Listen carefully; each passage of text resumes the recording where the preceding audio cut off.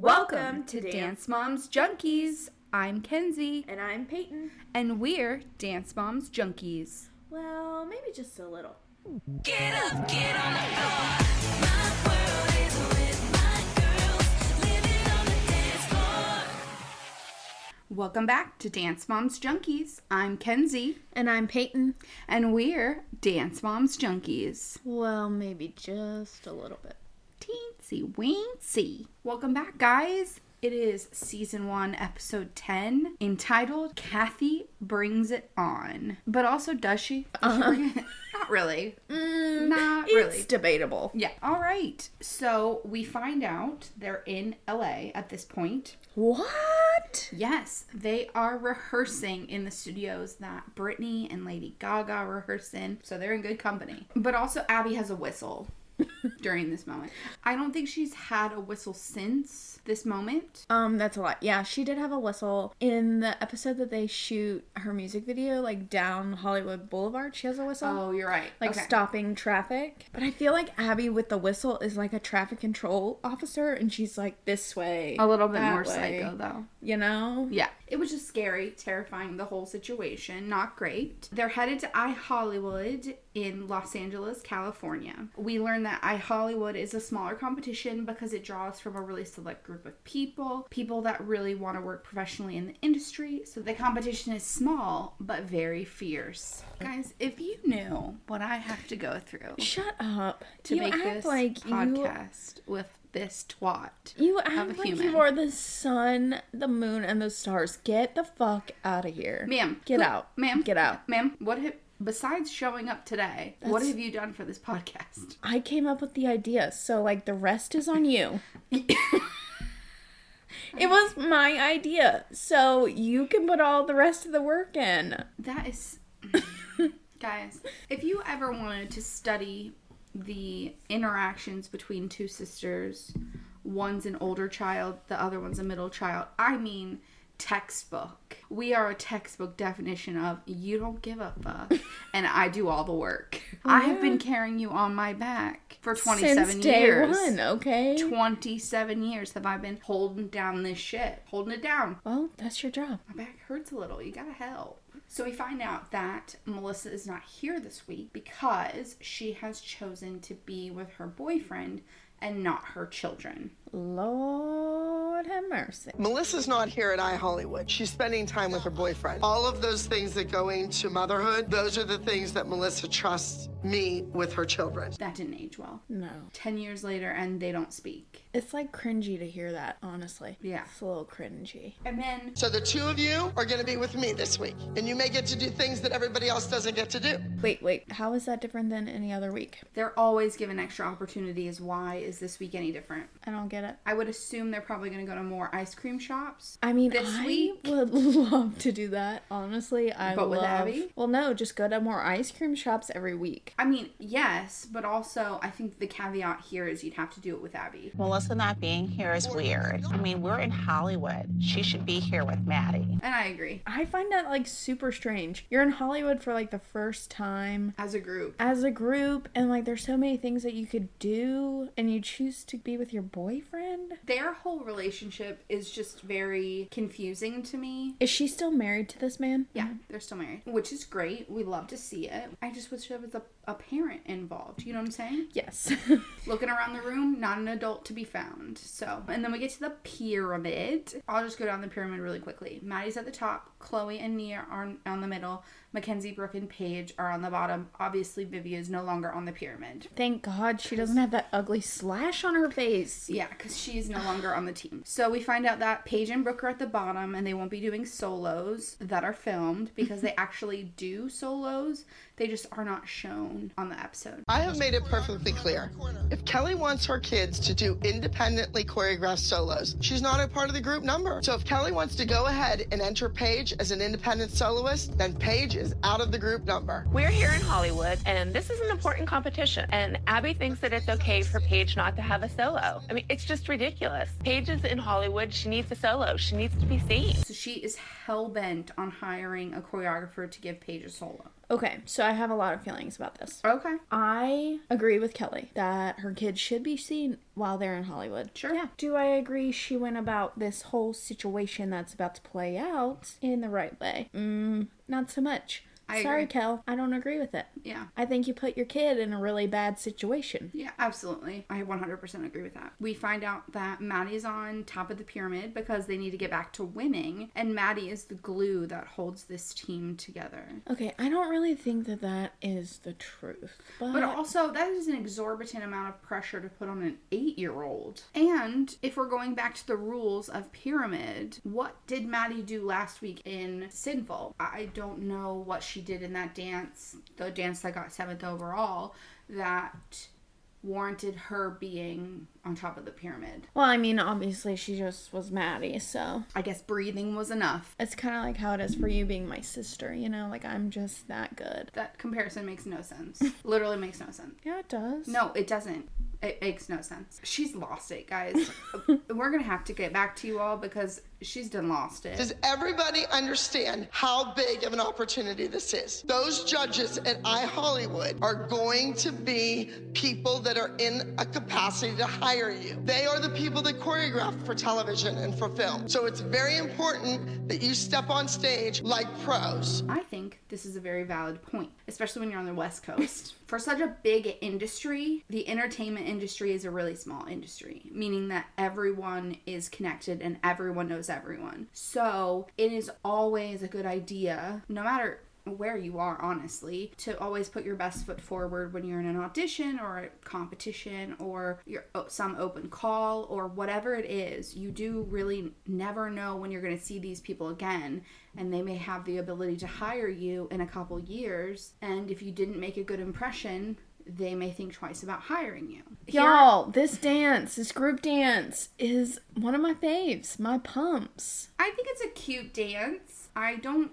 necessarily think it's super competitive. Oh, I didn't say that. I think it's my favorite because, like, they just, my pumps, you know? They get it in this jazz funk. I don't know what's jazzy and funky about it, but... I think it's a fun number. Oh, my fave duo ever. I love this duet. From our girls, Mackenzie and Nia. Snake Charmer, it's an acro. I know, I'm so excited. I love it. Same. And then Chloe's doing a lyrical, Dream on a Star, which is one of my favorite. This one's really good. This is one of my favorite Chloe solos. Absolutely. And then Maddie is also doing a solo. It's a lyrical contemporary. Called You just Disappear. have lyrical. But later on, Abby calls it contemporary, and I remember that because I have a good memory, and I actually watched the episode last night. Unlike you. No one likes it when you're being a bitch. Well, then no one really must like me ever, then. Pretty much. I'm okay with that. Oh, but now we have the candy apples dances. Yes. They're doing... I just figured I'd list them all so that we know what's happening. We haven't been introduced to actually what they're doing. I just... Well, we're gonna let you know. Yeah. We're gonna let you know that Justice and Vivi are doing a duet up against our girls, Mackenzie and Nia. It's called Rock and Roll, and it's a musical theater number. And I hate this. Same. Good old Taylor's doing a lyrical solo. Want to know what it's called? Dream on a Star. Same as Chloe's. Yeah, I don't like it. It's just rude. So when we flash back, the moms are talking about Melissa, and she's not there, and the girls are in Abby's care, and it's weird. And of course, they're getting a little upset that the girls are going to get more attention from Abby, and Abby's really definitely going to be taking them out to be seen all over LA. You know, honestly, I don't think at this point that she would have. Like, we're just, like, dipping our feet in, you know, season 1. So, like, I don't think she had as many connections as the moms thought. Yeah, they probably are going out to be seen, but not as much as the moms thinks. Like, I feel like the moms could have had the same connections as Abby, honestly. Absolutely. If not more. I really am still surprised that she picked her boyfriend over her kids. Like, her kids are 8 and 7. That's pretty big. I would never leave Chloe in Abby's care, but whatever. If Melissa wants Maddie to keep dancing, she's got to keep the boyfriend happy because he's the one paying the dance bills. Maybe she has to take care of that relationship to ensure that this continues. I guess a girl's got to do what a girl's got to do. And to that I say, I agree with Christy. Yeah, and they make such a big deal out of it, obviously, so it's weird. For like choreographers. Looked into some choreographers, and I found 2 that have really good credentials. Don't do it, Kelly. Don't do it. A person can only take so much.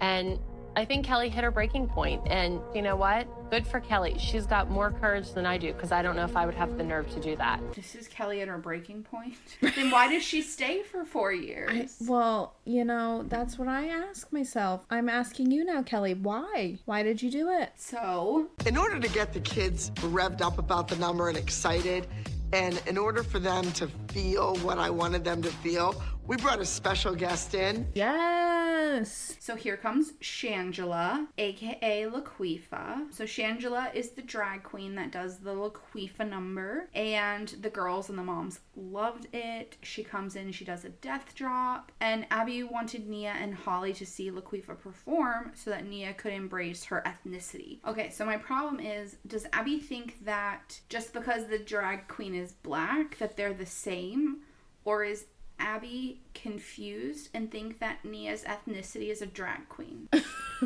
I don't know. There's a lot of questions. So that made me uncomfortable. But then I just had to keep on because then it's fixed, honestly. And I feel a little bit better. She can get cast in things that the other kids can't. I wouldn't even send them in for those roles. But Nia is a black diva, and I wanted her to see Shangela, who is the black diva. Okay. I don't hate that logic. Neither do I. I think that at this moment, it's coming from a good place. Like in this specific instance. Again, I'm a white woman, so I cannot claim to understand. Right.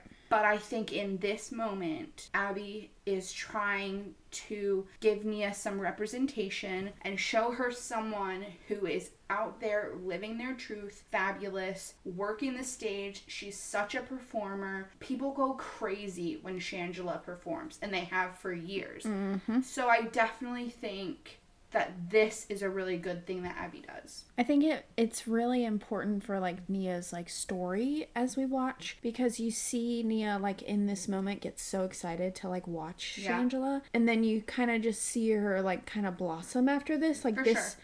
I think this was one of the best things that Abby ever did for Nia, honestly. Absolutely. Well, and years down the line, you see that Shangela and Nia have continued to have a relationship. Right. They might not be super, super close, but you see throughout the years, and it's giving me chills literally thinking about it.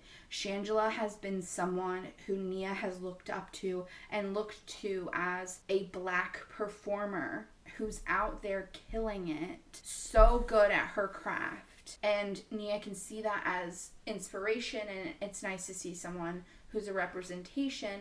And then when Nia needed some support and love, Shangela and a bunch of other people were there. So I love that. Yes. I absolutely love that. So in this moment, I don't think that what Abby was doing was wrong. I just had to keep playing, and I got ahead of myself. So right now they're learning like the death drop. Yes. And the kids are like oogling and just mouth watering at her every word, honestly. It is such a sweet moment to watch these kids obsessively waiting for everything that comes out of her mouth. They cannot get enough of her. They think she's fabulous. She has this fun, bubbly energy when she comes in.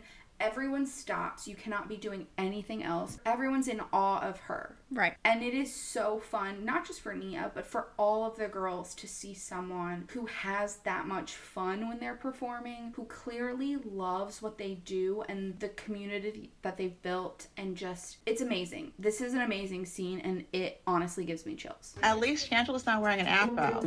And I am happy that Nia's finally getting some special attention from Abby. She really deserves it. I really agree. I think yeah. it's so sweet. Absolutely. And now we're in Ohio, and all I have to say is fuck Ohio. We go from one of the best scenes ever to a scene that makes me so uncomfortable. Yeah, okay. In like your most hated place ever. Listen, I don't hate the people, all of the people in Ohio. I loved people that I worked with in Ohio, some of them. I did not fully love my experience in Ohio. And so, sorry Ohio, you have a black mark of shame from me. While Abby and her precious little dancers are out in Hollywood, I'm at Candy Apple's command center plotting my revenge. What the hell is the Candy Apples Command Center? She said that, and I was like, So the studio? in her house with the bunnies. After evaluating our time with the Abby Lee dancers and not feeling like Abby was utilizing Vivi the way she should have, I thought that maybe it was time that Abby see a little bit about what Candy Apple's Dance Center